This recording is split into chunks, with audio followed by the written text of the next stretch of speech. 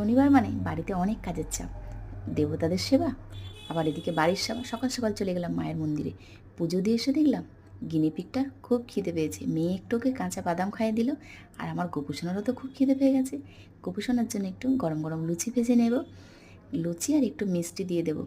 তারপর আমি চলে আসবো রান্নার কাজে। কালকে বলেইছি কাটি কচু দিয়ে পুঁই শাক বানাবো নিরামিষ, আদা জিরে দিয়ে দারুণ, পাঁচফোড়ন দিয়ে একটু ভেজে নিয়ে সবজিগুলো, তারপর পুঁই শাক দিয়ে আদা জিরে দিয়ে বসিয়ে দেবে। আর নামানোর আগে একটু চিনি দেবে। আর এটা কী বলো তো, কাঁচা আমের চাটনি হবে। খিচুড়ি গুড় কিন্তু আমরা গরম করে রেখে দিই। চলো, রেডি হয়ে গেছে পুঁই শাক কুমড়োর তরকারি। নামানোর আগে একটু চিনি দিয়ে নামাবে, দারুণ টেস্টি হয়।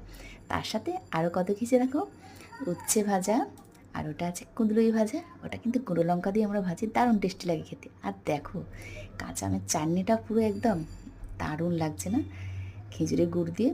চলো এবার আমার গোপুসোনাদের স্নান টান করে দেবো। কী দিয়ে স্নান করাতে হয় আজকে শনিবার, চন্দনের গুঁড়ো দিয়ে স্নান করাতে হয়। তারপর ফুলের মালা টালা দিয়ে গেছে সব ঠাকুরকে দিয়ে, আবার আমার গোপুসোনাদের ভোগ দিয়ে দেবো। আজকে শুধু দিলাম ফলাহার ভোগ। দিদির ভিডিওটা কেমন হয়েছে